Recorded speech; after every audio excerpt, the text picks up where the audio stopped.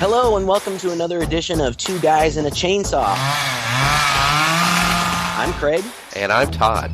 And we are continuing our Christmas films this week, and I chose today's movie, and I chose 2007's P2, directed by Frank Calhoun. This is a movie that I just happened to stumble across on Netflix. It was available on Netflix for a while. It came out in 2007, and it's been a while since that first time I saw it, and I haven't seen it since then until I watched it for this recording. What did you know about P2 going in, Todd? Absolutely nothing. Just slipped right past my radar. So when you suggested it, I was like, oh, this will be interesting to check out. Well, I think it passed a lot of people's radar because it got a wide release in the United States. It's an American/Canadian film, and it did get a wide release, but it did really, really poorly. In its opening weekend, it only pulled in about $2 million. And as of now, I think that it's like the fifth worst opening for a wide release. And so it really didn't find an audience. I don't remember seeing any marketing for it at all. When it popped up on Netflix, I assumed that it was just one of those little bit lower grade films that you see there every once in a while. I guess DVD sales did better, and it's found a little bit of an audience, but people seem to be kind of mixed. There are those out there who think it's really good, and those out there who for some reason don't like it. And I know which side of the fence I fall on. I'll be interested to see which side you fall on. Any initial thoughts before we get going? You know, when you're talking about the history of this movie, I'm thinking back to 2007, and I'm wondering if it seems like this movie came out around maybe the middle, or if not sort of the tail end of the sort of torture porn craze, I would say, where we saw a lot of these movies of people in peril and people doing bad things to each other, like crazy people. Probably Saw 3 or 4 was coming out around this. I wonder if it just kind of got buried among the rest of those kind of films. I mean, when did Wolf Creek come out? Was it around this time as well? I don't remember. I have no idea. I should have done my research. It's kind of surprising. Yeah, it's kind of surprising that it didn't do particularly well because the guys who worked on this, the director, Frank Calhoun, and one of the writers, Alexander Aja, and one of the other guys in the production, I don't remember who it was, but all three of them had also worked together on the remake of The Hills Have Eyes, which had just come out, I think, the year before. And if I remember correctly, that movie did really well and got pretty positive reviews. So coming off the heels of that, one would have thought that this would have done well too. Maybe it didn't have the kind of recognition, name recognition that The Hills Have Eyes had. Maybe that had something to do with that. I don't know. And didn't Aja do High Tension as well? Yeah. And that was which was a French film, right? Yeah, and that came out here. Now, I'm not sure if it had a wide release here, but I think it did pretty well, at least on streaming or video or something like that. It has a bit of a following in the U.S. anyway, a lot more than this one anyway. Yeah, definitely. Well, this one is set at Christmas time. You know, we've said before how we've done enough Christmas movies now that we're kind of doing a stretch every once in a while. But I would actually say that this movie has a really distinctive Christmas feel. It opens up in a parking garage, and we're just kind of looking slowly around this parking garage. We see the security cameras and whatnot, and we see the title of the film, P2, on one of the walls. It's just referring to the level of this underground parking garage where the vast majority of the movie is set. And as we're going through this parking garage, Santa Baby is playing in the background, and we pan up to this BMW, this nice BMW, and we kind of, the camera pans around to the back of it so that we're looking at the trunk. And out of nowhere, we see the lock pop out, and we see an eyeball behind it. And right after that, we see a girl who appears to be bound somehow emerge out of this car, out of the trunk of this car. And it's a good jump scare right there at the beginning. It's juxtaposed well against the kind of nice Santa Baby song in the background. That's just one of those ways that people often set up a lot of creepy movies is take some song like Santa Baby or what's another Elvis song, American Werewolf in London, Blue Moon? No, I guess that's not Right, right. Elvis. But yeah. Take the song that doesn't seem too horrible and then slap something horrible over it. And yeah, it really kind of turns your stomach a bit. Yeah, and it got me. I had seen the movie before, but it had been so long I forgot. I mean, I really jumped. It was a pretty good scare to get it started out. Yeah. Then we jump to another scene. We don't know this at the time, but what we're really doing is we're jumping back in time. We will eventually work our way back up to this opening scene that we started with.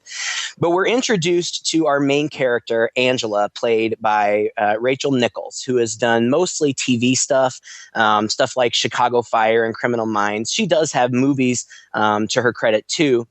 But it appears that she's mostly a TV actress. Lovely young lady. And she works in some corporate building in what I assume is supposed to be New York. Was that the feel that you got? Yeah, it is New York. Yeah. It is, because she's working on Christmas Eve in some big some high rise. I don't know exactly what she does, but it's a very corporate feel, office feel. Yeah. They just talk about clients a lot. Right, exactly. And it seems like she's working.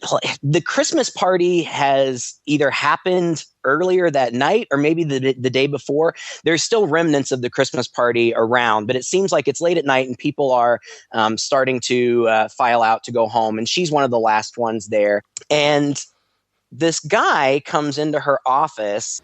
Angela, I feel terrible about what happened. It's okay. It's fine. Let's just not worry about it, okay? No, it's not okay. I acted like a real jerk. I had too many drinks, and you know how these Christmas parties can be. You know, we had a baby last year, and it's been a hard year. I'm sure that it has. I simply want to tell you that I'm just really, really sorry, okay? Apology accepted. So we know that there's something that's going on with them, but we don't have any idea at this point what it is.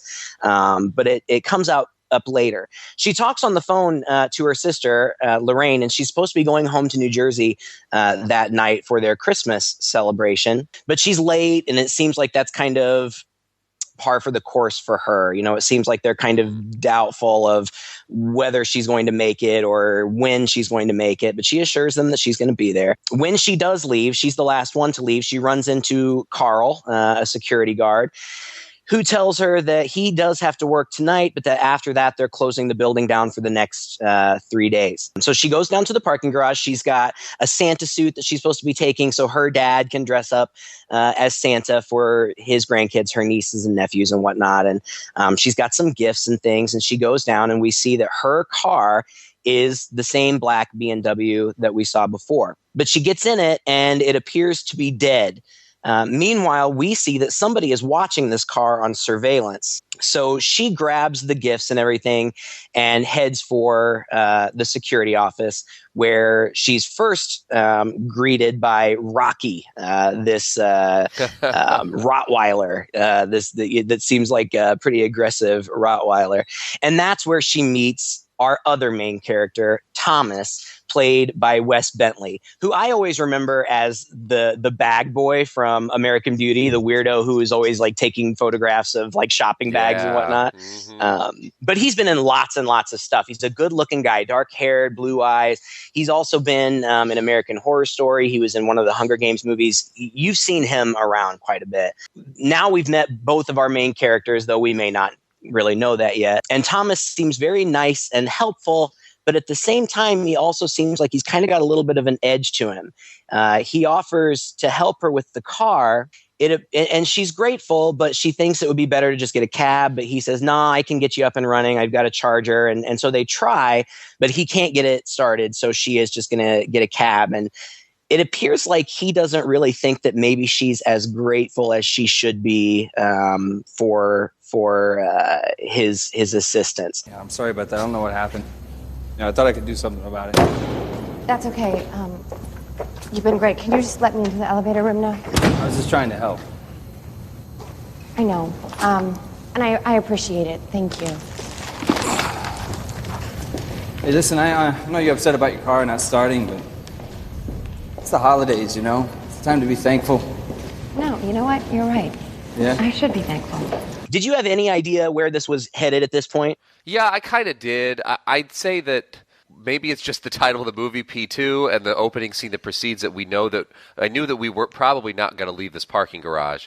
And as the other characters are super friendly and walk away, this is the only guy who starts to seem a little strange. The minute she couldn't start her car and she knocked on the door and there's this other guy there to help her, I thought, well, this is going to be the guy, right? And I didn't even read anything about this beforehand. Like, I had no idea the plot, no idea of anything. And to her credit, as far as the writing goes in this movie, I think she deals with him in a very smart way. She seems to be a smart person who's probably been come on to by a lot of guys, like a lot of pretty girls have been.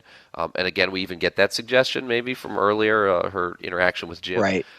So the way that she deals with him is the way I would imagine that women tend to deal with guys like this. They keep their distance, but they say nice things in order not to rile them up a little bit.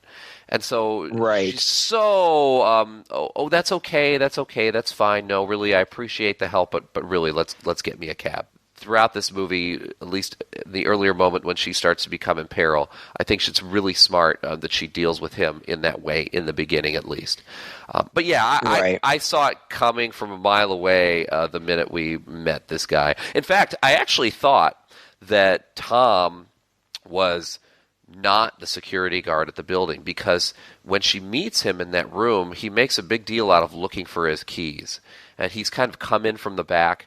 And I know I've seen this in movies before where it's the guy who has killed the security guard and he's quickly dressed as the security guard. And so he doesn't know where the keys are because he's not the guy. And so he's looking around. I thought that was the case. I don't think that's the case here. He really was the security guard in this building. If he wasn't, I don't think there's any indication. Is there, Craig, or did I miss that? No. I think that's the suggestion. I think that the suggestion is that this really is his job. He's kind of security, but he's really just the parking lot attendant. That's his field, I guess.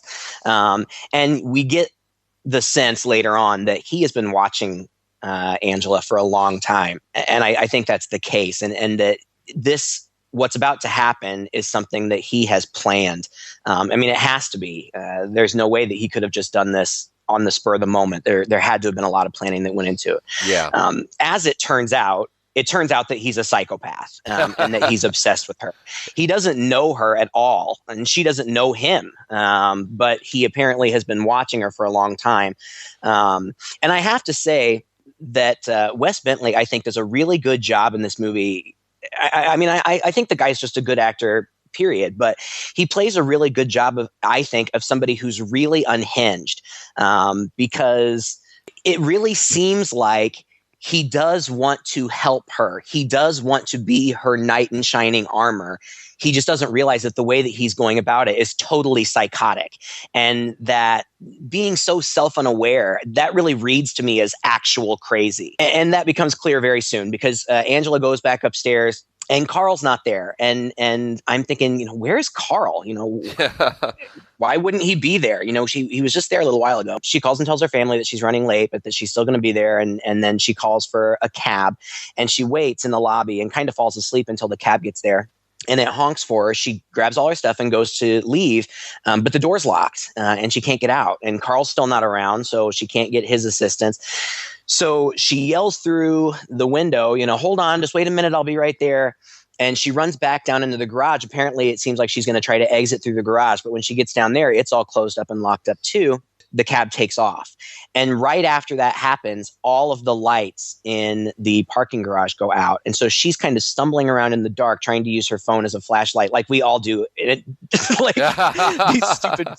not like it really provides any kind of illumination at all. But for some reason, we all think that, it's dark, I guess our cell phones will work. Yeah. But anyway, so she's walking around, and I think she trips over something and she drops her phone under a car. And when she retrieves it and she stands up, she turns it towards her, and we're looking at her, and the light from the phone illuminates Tom standing right behind her, and he grabs her and chloroforms her, and the camera fades to black as she passes out. When she wakes up, we see from her perspective, her kind of groggily waking up, and all we can kind of see in a fuzzy detail is Tom apparently sitting across a table from her in full Santa suit. But that she loses consciousness again, and when she wakes up, he's taken off the beard and the hat, but he's still got the Santa coat on, and we see that she's now in a different dress. She's in this kind of really sultry white dress that really accentuates her full bosom. She's sick and confused from the chloroform, and she tries to get up and she falls down, and we see that she is chained to the chair. She vomits on the floor because she's sick from the chloroform, but he helps her back up into her seat, and he tells her that he has this holiday dinner. He had actually invited her and asked if she would want to stay. He's got some food, and she said no, of course, because that's crazy. But apparently he didn't take no for an answer, and here she is. And he's like serving her food and talking to her really nice and asking her questions like you would ask on a first date. Yeah. And she is understandably totally confused and frightened. But like you said before, she seems to be really smart. Listen, Tom. Tom, I have some place to be. You know, I have obligations. Yeah, I know. Way too many. You need to make time for yourself, you know? You don't need to be at everyone's beck and call. So then maybe we should get a drink in the new year. I've already prepared everything. I mean, it's all here. I know, and it looks really good. Yeah? Great. Well, let's eat. I'm starving. Tom, this is really sweet of you, and I mean that, but my whole family's expecting me. I have plans. I mean, I guess some plans are made to be broken. This scene I thought was pretty well done. Actually, it reminded me a lot of The Loved Ones. Yeah. This movie came first, right, before it, but it almost, I think so. It seems like the director of The Loved Ones or the writer of The Loved Ones might have seen this movie and thought, I can take this and do it one better. In filmmaking, there's something called the 180-degree rule, where when you're shooting a scene, there's an invisible line across the scene that you don't cross with the camera unless you have to.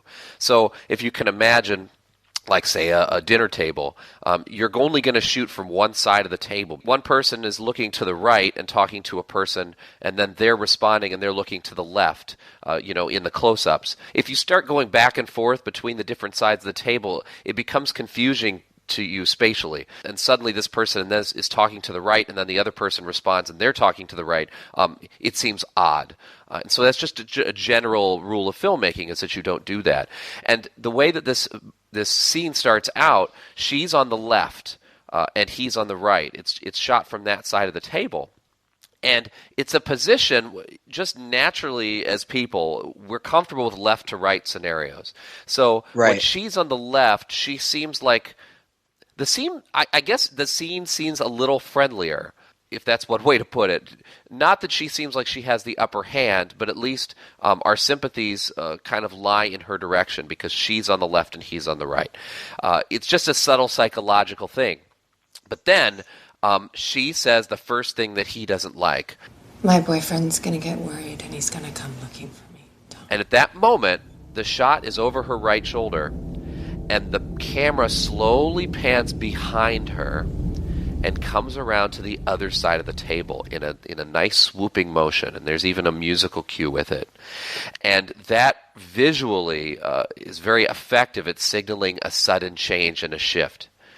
And now from this point on, the camera's on the other side of the table. He's on the left and she's on the right. And it all of a sudden feels very sinister and wrong. Now he's in that position of power and she's not. It's really well done, and it's a very clear shift that we know that the tone of the movie is going to change from here on out, and this guy is not going to be as nice. Well, I didn't notice that at all. You're the filmmaker, I'm not, but it certainly was effective because it really made me uneasy, and it really highlighted the shift because he is so friendly, and that's the thing that makes him so psychotic. In one moment, he will be charming. I mean, this is a good looking guy. And if she weren't chained to the chair and if she were there consensually, he's very sweet, but he's a psycho and she is tied to the chair. He's saying, just very casual things like asking her what her hobbies are. And he says, I like to read. And right now I'm reading The Sun Also Rises by Hemingway. It's this story about this guy that loves this girl so much that he's willing to forgive anything she does, even her infidelities. And he says, it's a pretty intense story, but that's what love's supposed to be, right? And, I'm sure she's thinking the same thing I'm thinking. Oh, shit. This guy is a whack job. But she keeps her cool pretty well. You're right. She brings up the boyfriend. And he starts grilling her about the boyfriend. How long have you been together?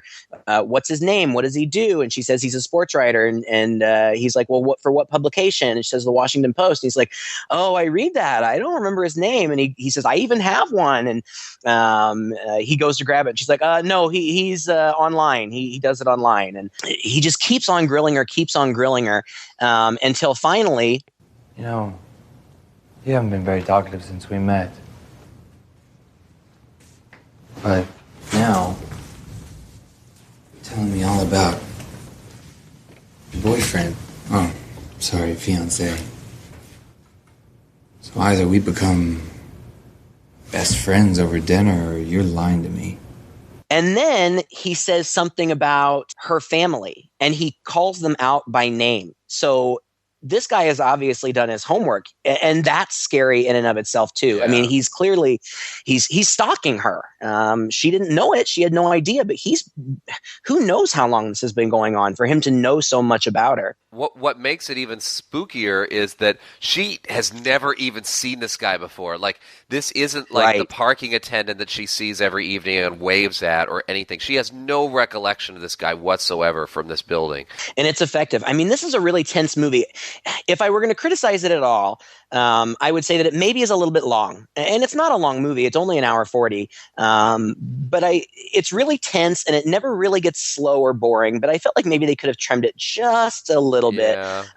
It felt a little long, maybe. My criticism would be that it sometimes loses some of its tension, or things she gets away a little too easily at moments. I think this first part is the most effective and the most tense. I would argue that it kind of loses a little bit of tension here and there as the movie progresses. But you're right; it doesn't stop moving as soon as she starts to take matters into her own hands. Well, and this, whether it's the performance or whatever, the setup, I mean, this office is all very cheerily decorated for Christmas with tons of Christmas lights, and there's Christmas music playing. And like you said, juxtaposing something that's supposed to be innocent and fun and celebratory against this nightmarish circumstance. I think that works really well.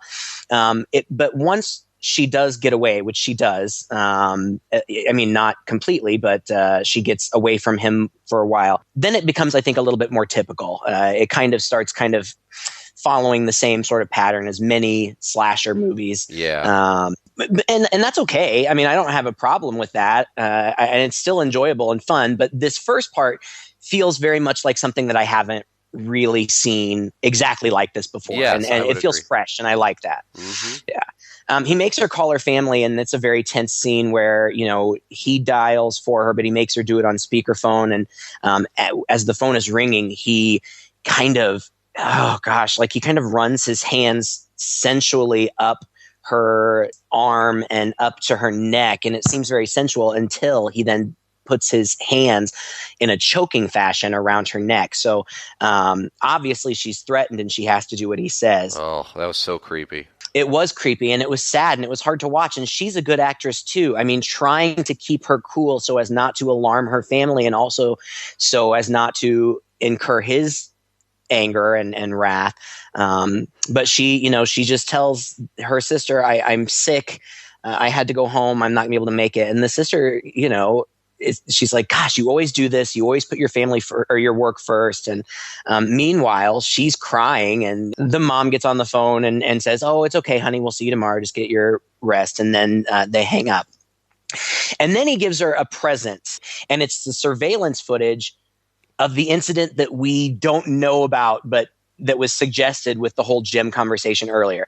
Apparently at the Christmas party, she and Jim had been on the elevator alone together. And it seemed like they were just kind of joking around with one another, but then he took it too far and he kind of tried to grab her and kiss her, and she rebuffed his advances.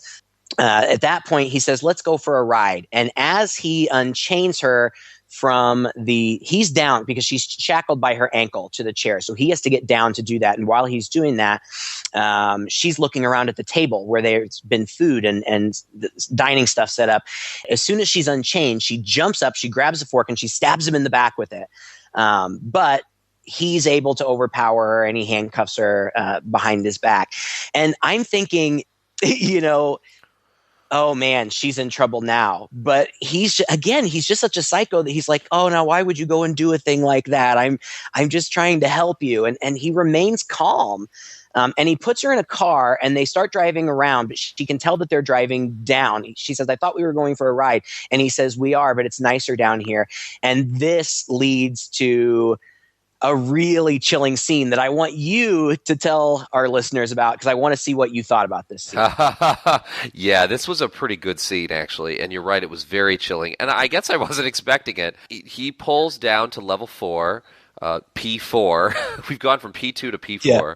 Yeah. And he's in his car, and she's chatting with him, and she's again turning on the charm a little bit. She's trying to act friendlier towards him, and she's using his name a lot in the conversation.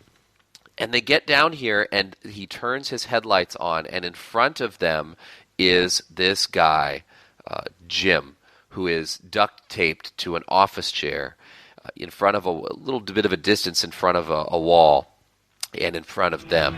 Oh my God, Tom, what is this? This is my present to you.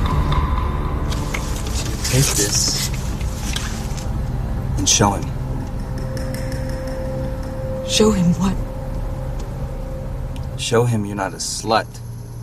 Take this and teach him he can't be touching every woman he wants. Are you talking about what happened in the elevator? Oh, Tom, no. No, you don't understand. That was a mistake. That was a stupid mistake. What? He tried to rape you. No, he got a little out of hand at a party, Tom. He hardly tried to rape me. Look, he was drunk. He apologized. I guess it's a flashlight, like one of those big, heavy flashlights. Like mag lights, yeah. And hands it to her. And so after a bit of back and forth, and you're thinking, oh my gosh, this guy is totally going to get it. She says, okay, I'll do it, but you need to untie me first. Which was a really dumb thing for her to say, I think, because of course he'd have to untie her. She shouldn't have called attention to the fact that he'd have to untie her. And that seems to... I don't know. You could argue it triggers in his mind this idea that, no, maybe I shouldn't do that. But I sort of feel like he was playing with her all along and that he really intended to beat this guy for her anyway. Whatever the case may be, he goes, no, you know what? I shouldn't put you in this position. I need to do this myself. And so he gets out of the car. And, of course, she's screaming and pleading with him. No, don't. I'll do it. And she's kind of trying anything at this point. He walks up to this guy and just starts brutally beating on him. And it's pretty hard to see. And of course, this guy can see her through the windshield as well. And so you can imagine what's going through her mind. Like, I don't want him to think that I put him up to this. It's just a terrible situation. Right. He gets back in the car like they're going to leave, but he doesn't leave. He backs up. And I mean, I knew this was coming too. I knew at the minute he was in the car and they were in the car and he was in the thing. But still, he says no. Basically, he's going to finish the job, and he backs up far and then completely smashed Jim against a wall repeatedly. And it's repeatedly, and it is hard to watch. And that again is why I say this really comes from that era. I think where movies were going out of their way to be shockingly brutal and shockingly gory. It definitely harkened back to that time because it pulls no punches in showing you exactly what's happening to Jim as he's repeatedly getting smashed up against this wall. It's pretty gross, and it definitely ups the ante considerably for the movie. We know that this guy's psychotic and that he's just willing to totally kill. He can do it without any kind of remorse whatsoever. So he can do it with a smile on his face. Yeah, exactly. And at this point, you're not even sure that this guy doesn't realize this is wrong. It's not like it ups it to a whole new level where there's no way a human being could do this to another human being and still think that he's doing the right thing. So it tells you this guy is completely unhinged, and also that he's completely unpredictable. He can't be manipulated by her, and he's can do some absolutely horrible things with a smile on his face. And so a scene like this sort of has to happen in a movie like this in order to show you exactly what you're dealing with and put you on that edge of uncomfortability and unpredictability. And the fact that this girl's sweet-talking just is not going to get her out of this situation. She realizes it, and now the film becomes, how am I going to get out of this for her? Yeah, I thought that this scene was really effective too, for a couple of reasons. The gore effects, I can take or leave gore. If it's done well, great. I think movies can be suggestive without a lot of graphic imagery, and that can be really effective too. But here, the gore is super brutal, and it's so well done that it really looks real. Yeah. And it's really unsettling. The other thing that was really unsettling for me, it's just well acted. These two main actors just do a really, really good job. And the exchange between them in the car before he beats Tom, I thought was so effective when she was, saying his name over and over again. And it's not like, he was just like, stop it. Like, he full out freaks out on her. Like, he's screaming and at the top of his lungs at her. And we really see that charming facade behind that. There is a lot of anger and violence. And I thought that was really good. I thought it was a great scene. And you're right. It kind of just establishes, wow, she is really, really in trouble. Gosh, what happens next? Oh, and another thing, he's so psycho. Like he first of all, he like gives Jim a lecture beforehand, kind of explaining why he's getting this punishment. And then after he beats him with the flashlight multiple times, he leans in and says, "Way to run Christmas, asshole." And like, he's sincere about it. Like you did this, you ruined Christmas, and it's messed up. Well, let's see. At that point, the whole time this has been going on, she has been trying to get the door unlocked, and she does. It's difficult because she's handcuffed. She's handcuffed through like 4/5 of this movie, which makes everything even more difficult for her. Made me feel bad for the actress. Yeah. It felt like that surely had to hurt after a while. But she gets out and she runs. And he doesn't take off after her, which I thought was interesting. He lets her go. And instead, he stays there and kind of cleans up the mess. We see him over the surveillance cameras pulling the body away, putting up industrial flats, putting them over the stain in the wall from where he smashed this guy against the wall. Meanwhile, she runs back to the office, and she's trying to get her purse because she wants her phone, but she has to deal with Rocky, who's really close to her purse. She gets a hold of it, but the dog snaps at it and gets a hold of it too. So she's playing tug of war with Rocky. And here I'm thinking, I've got a Rottweiler. This girl is not going to win a tug of war with the Rottweiler. And she doesn't really. The purse, I think, tears in half, but her phone falls out and she's able to get it. And she also grabs a set of pass keys off the desk. And so she's running around trying to get her phone to get service, but it has no service. She gets to the gate and she's searching for service. She can't get any, but if she puts the phone through a hole in the gate, there's a little bit of service. So she does that, but then, of course, she drops it.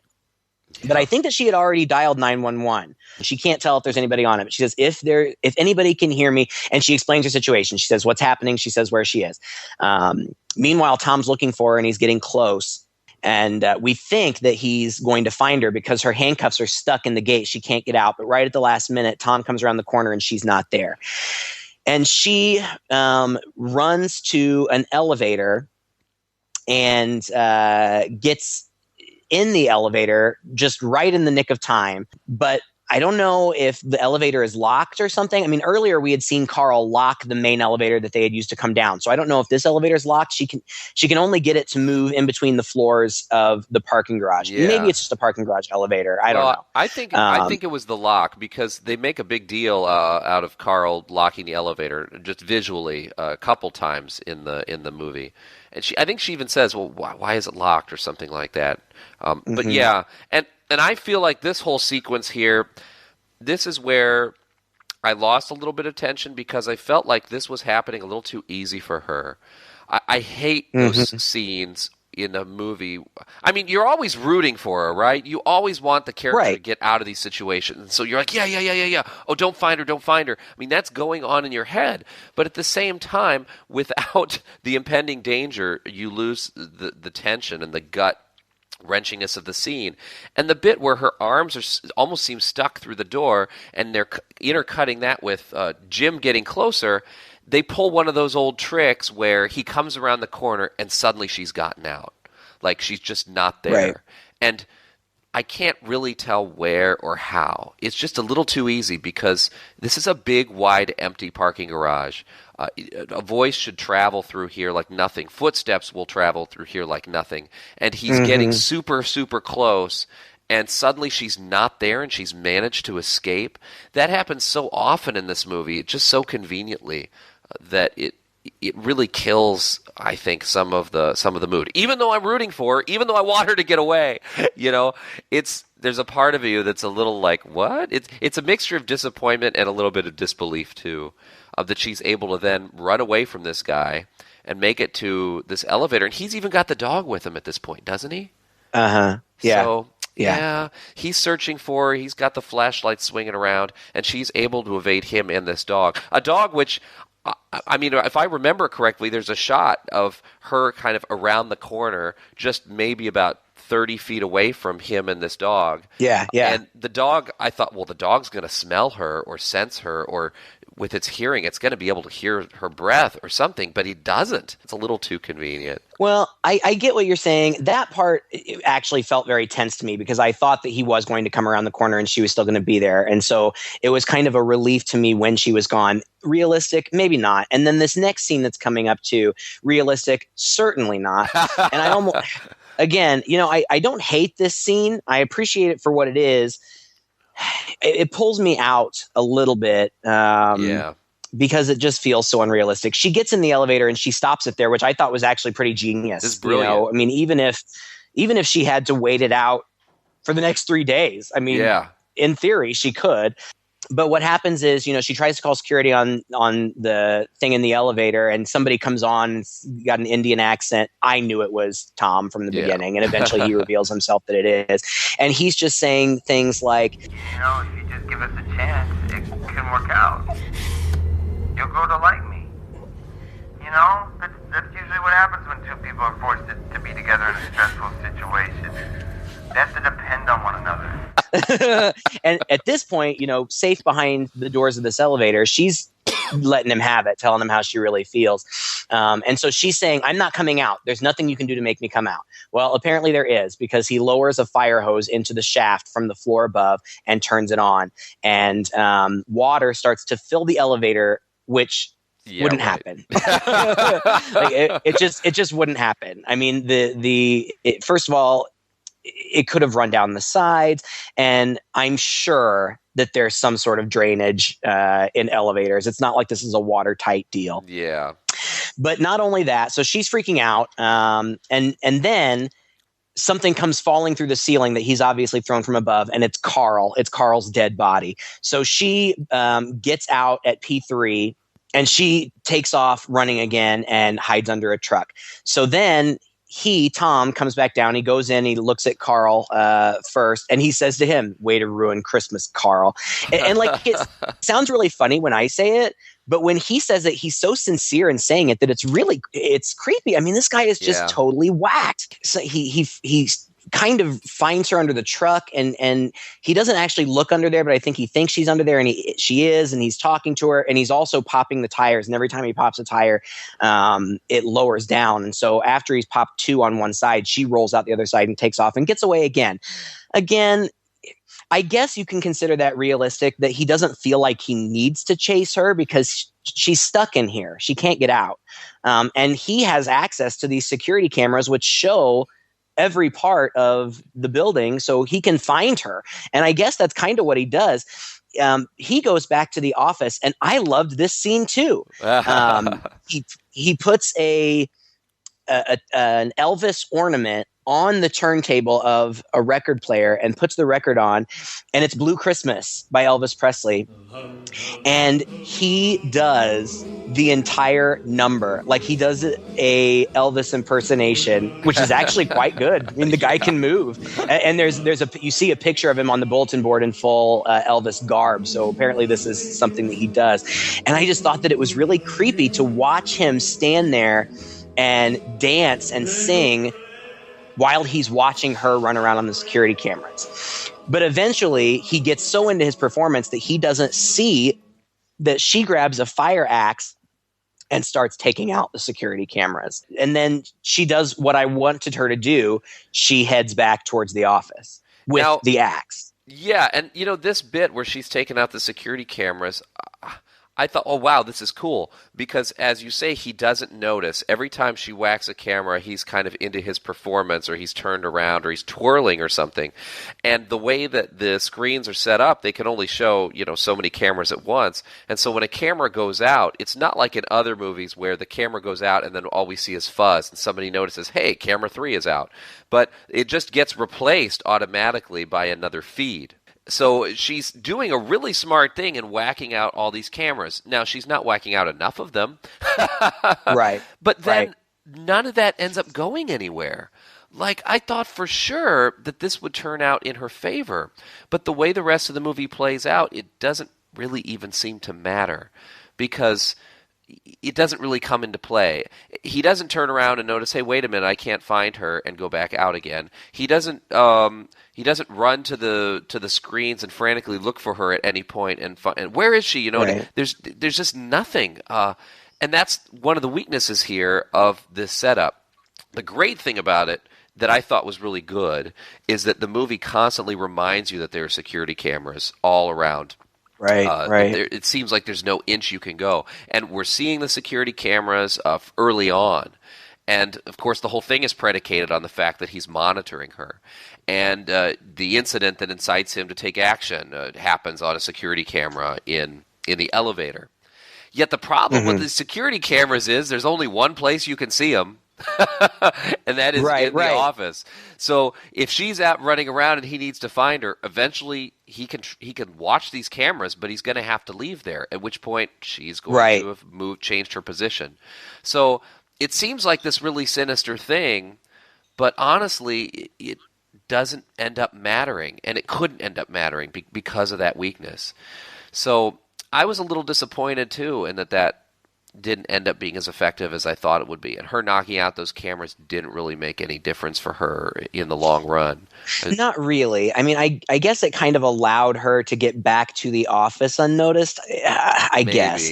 But it seems like he knew that she was eventually going to have to end up there. I don't know. Yeah, because he's gone. Seems like this was a trap. Yeah. Right. It seems like this was a trap that he has set. And so as the song ends, she's sneaking into the office, and the song ends and she sees that the TV is playing again. Not the security monitors, but the TV he had shown her the other video on. And it's video from his perspective, like he's clearly holding a handheld camera, and it's of her unconscious, and he's putting that red lipstick on her, and then he's kind of fondling her breast, and it looks like his hand is maybe kind of going up her skirt, and she takes the axe and destroys the TV because she's so upset by what she's seeing.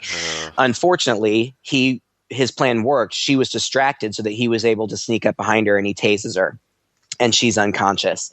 At that moment, the cops arrive, and he sees them at the gate. And so he talks to him on the monitor. Well, he tases her again to make sure she stays unconscious. Again, not really believable because tasers don't knock you out unless they give you a heart attack, in which case she'd be dead.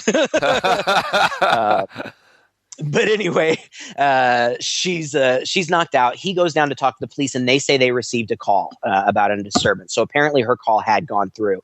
It bothered me that they were coming through the same gate where she had dropped her phone, and they don't notice that. I mean, I guess if they weren't paying attention and they pulled over it with the car, then they wouldn't see it. But I would think if I were pulling slowly down towards a gate, I would notice a phone on the ground. Yeah. But they don't.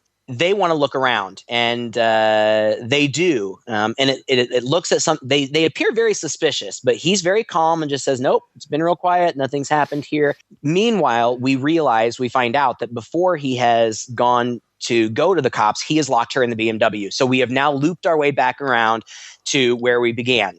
And the cops drive by the BMW. She tries to scream from inside it. That's why Tom turns on Santa Baby and plays it over the loudspeakers, the intercom, is to kind of muffle her cries.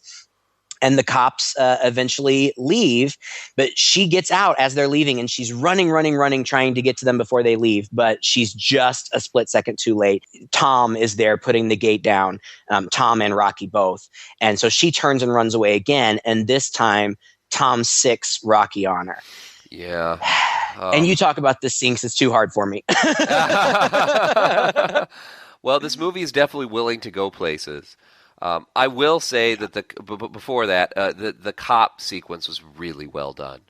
I guess we keep saying this, you know, there are individual sequences in this movie that are really well done.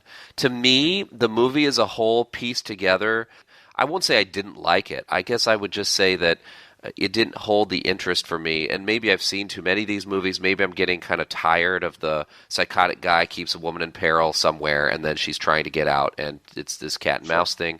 But then, of course, I pointed out some weaknesses earlier. The cop sequence that was really great that they showed us the bit of her in the trunk beforehand. It was more than just a clever way of giving us a jump scare early on in the movie, you know, which horror films have to do, but it lets you know she does burst out of this trunk, and you're just hoping with that knowledge, you're hoping that she's going to do it while the cops are coming by. So it's a case where being armed with that knowledge really ratchets up the tension in the scene because you know she's going to escape. You're just hoping it's going to be in time. And as you say, of course, it turns out not to be. And I also like the fact that the cops are not your horror movie cops who just come and take the other guy's word for it, poke around, and then leave. They really do a thorough sweep of the place, and they grill him too. And I was really impressed with that, and really sad, you know, as a viewer that it worked. You know, that the guy was able to stave them off. They escaped. Right. But here's another thing which I think is again a weakness, and it's just a movie trope, really. You sick the dog on the person, and in an instant, that person should be gone. There's no way you can outrun this dog. No way. But she's able to run pretty darn far away from this dog. Ends up breaking her way into the back of a car and diving into the back seat. The dog leaps through the window, and no, I love animals. I love animals, but of course, the whole thing I'm thinking this entire time is, you got to take this dog out. You've got to take this dog out. I was thinking this in the earlier scene she had with him when the dog was chained. I was going, my God, woman, the dog is chained to a wall. There's only so far he can go, and you are within reach of so many things right now, and you clearly have plenty of time. Whack this dog over the head. I know it's a dog, but the dog is not cute and cuddly. It's trying to kill you. And take the opportunity to take out the dog, but she doesn't then. And this time, she definitely has to. And so she has, I guess she still has a screwdriver or something from. It's a tire iron. That's what she got out of the. That's what she got out of the trunk with. She had used a tire iron to pop the lock out, and she still has it. That's right. And she just nails this dog through the head with the tire iron. And I don't know. Maybe this is even a more brutal kill. No, but it's a bloodier.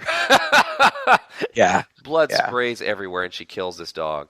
And I know, Craig. I mean, the poor dog. It didn't deserve this. The dog doesn't know what's going on, and you know, anytime you kill dogs is kind of a sad thing. But I don't know, man. Right. This wasn't that hard for me to watch. I wanted that dog to die. Oh no, and she had to, and you know, again, it wasn't the dog's fault. You know, it was doing what it had been trained to do.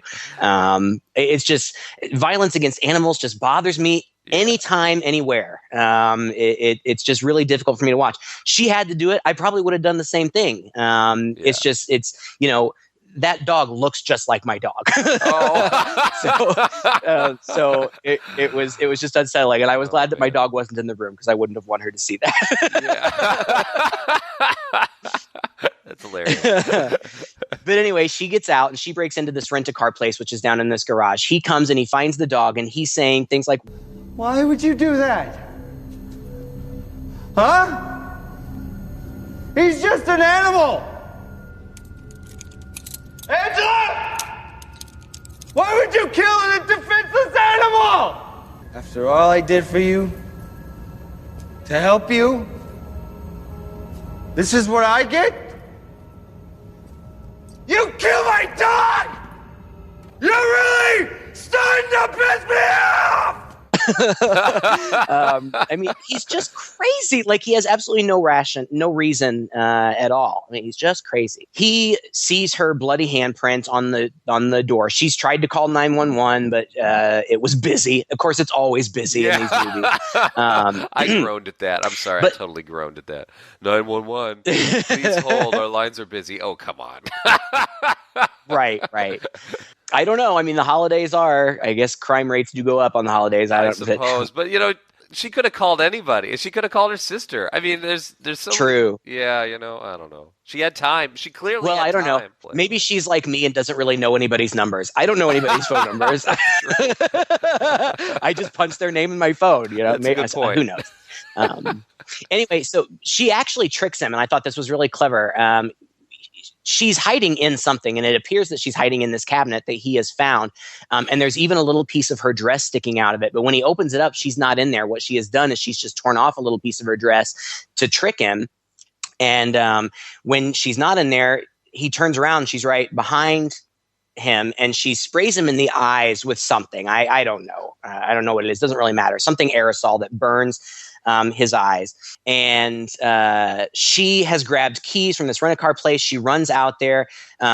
She finds the car. She gets in. She's driving this car towards the gate. And I'm like, this is it. She's going to make it. She's going to drive the car through the gate, and she's going to be out. But right as she gets to the gate, somehow he's gotten in his car, and he rams her from the side so that she can't go out. That was surprising.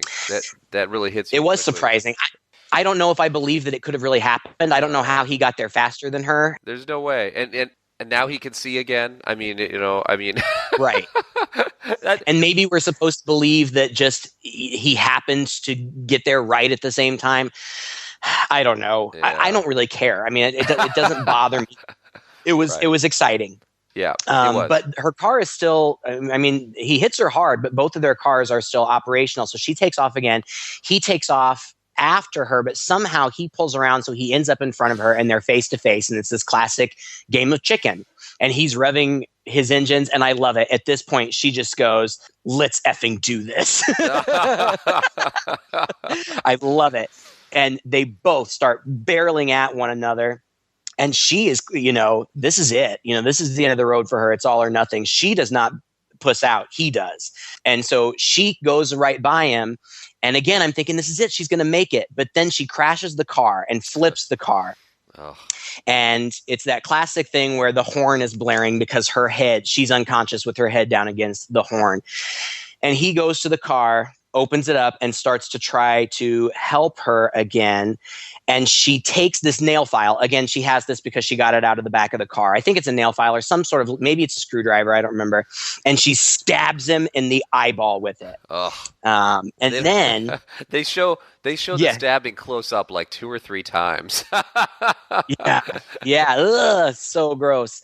And then so he's down on the ground in pain, and she's again smart girl. She takes her handcuffs and uses her handcuffs to choke him out. So smart. After he's not unconscious, but he's choking and coughing on the floor. She gets the key off of his belt, uncuffs herself, and cuffs him to the car.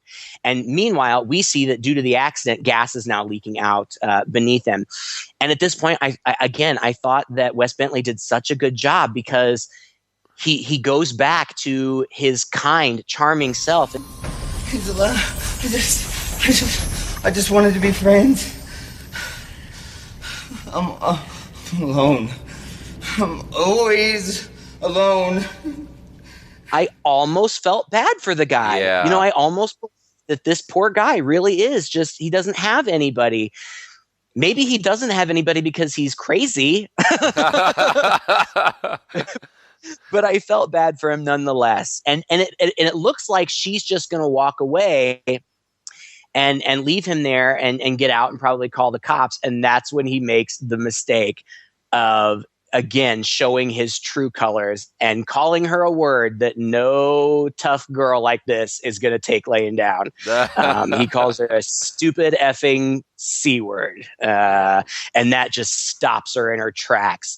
And she turns around and she's got the taser and the gas is coming towards her. And she goes, "Merry Christmas, Thomas." And she sets the taser to the gasoline. It erupts in fire. It gets to him and it catches him on fire and he's screaming. Again, a good performance. I mean, it felt very real. It looked like he was in pain. And eventually it blows up. The sprinklers come on and she walks out into Christmas morning in New York City. She's alone walking down the street. She's all bloody and she's barefoot and it's snowing. And we see the fire trucks coming. It cuts to black and we hear a voice, presumably a fireman, saying, ma'am, are you okay?" And that's the end of the movie. Yeah. But then we get the credits, and normally credits, are nothing to talk about. But I really thought this was really clever. In the first third of the credits, they show all these stills from the movie. So it looks like snapshots, and that's how they show them on the screen. It looks like a photograph. And it shows all these scenes that make it look like we have just watched a comedy. And I just thought it was so clever. I just thought it was such a clever way to end this movie that was really very violent and suspenseful. I just thought it was a nice end. It put a smile on my face at the end. Yeah, I took them as like snapshots that you might take at a family Christmas gathering. Right. I have to say, I thought this movie was pretty pedestrian. And I don't know if I had seen it when it came out in 2007, if I would feel the same way. Maybe it's just that I've seen a lot of movies like this, and this movie didn't feel like it had much more to offer in that regard. Except for, like you said, that little bit of setup where he's got her chained to the table and he's cooked a dinner for her. Again, I've seen that in The Loved Ones, but again, that came after this movie, so I can't really hold it too much against it. But I guess I'm just maybe getting tired of these kind of woman in peril because the psychotic guy has chained her up and loves her kind of films. And if I'm going to see one, I want to see one that has a little bit more of a twist to it. And this movie, I don't know, not only did it not offer much of anything new, but like I said earlier, I felt like she just it was just one sequence after another, and almost like a sitcom. You know how a sitcom always has to end by resetting everything back to where you were? Yeah, that's how this movie felt. Like none of the sequences really upped the stakes much after she's fleeing. None of the sequences really changed her situation. It's like, oh, she got out of that scrape, now she's going to be in a new scrape. Now she got out of this scrape, now she's going to be in a new scrape. And she never, for a woman who has the determination and the smarts to do what she does at the very end, which is pretty complicated.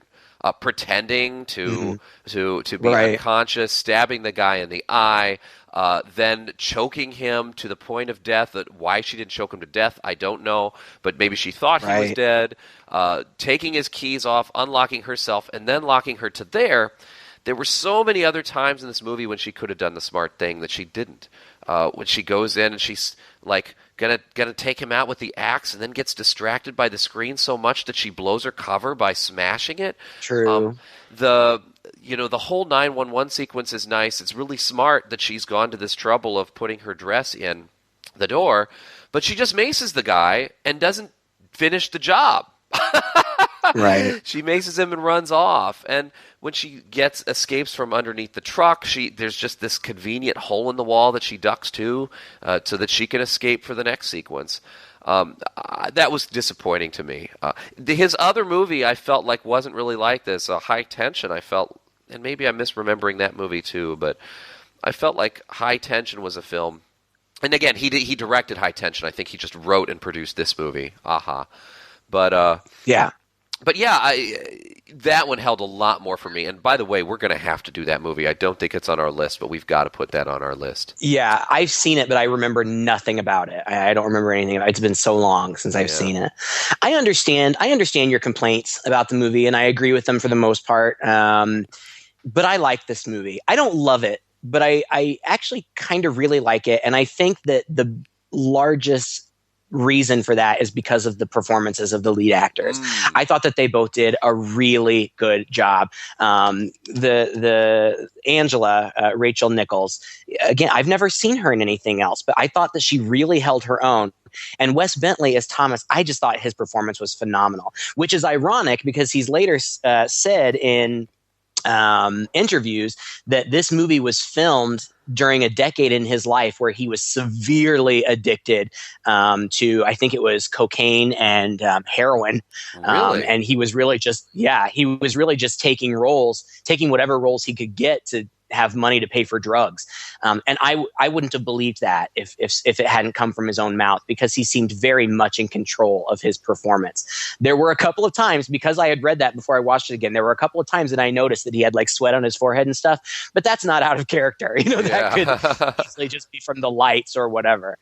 So the fact that he was able to pull off such a strong performance at such a dark time in his life, I find impressive. And I just liked it. The other thing that I like about it is there's enough of a Christmas atmosphere for me to really kind of feel like this is a Christmassy movie, and it will be something that I can have at my disposal if I want a Christmas horror movie during this time of year. I probably will. I would and will watch this movie again, probably around Christmas time in the future. And like you said, the cinematography is good. I think it's got a lot going for it. The things that you mentioned as being kind of where it has some, some downsides, I agree with, but I think that the good stuff outweighs the bad stuff. I agree with you about the performances. They are really stellar, and this movie would have been horrible without fantastic performances from them. It really would have been bad. You're right. This is like this movie is to horror films as Die Hard is to action films. Right. Yeah. It's a Christmas movie in all the right tones, even though it's not about Santa Claus and people giving and sharing goodwill with each other. Well, thank you for joining us for another episode of Two Guys and a Chainsaw. We will be back next week with another Christmas movie, and this one is one of my absolute favorites. I'm so looking forward to it. Next week, we will be talking about Gremlins, which is just a quintessential Christmas movie in my mind. So if you're a fan of that movie, make sure you check in next week. If you liked this podcast, we have a whole backlog of episodes available. We are on iTunes. We're on Stitcher. You can find us on Facebook. Let us know what you thought of this episode, or if you've seen this movie, let us know what you thought, whether you agreed or disagreed with our assessment. And until next week, I'm Craig. And I'm Todd. With Two Guys and a Chainsaw.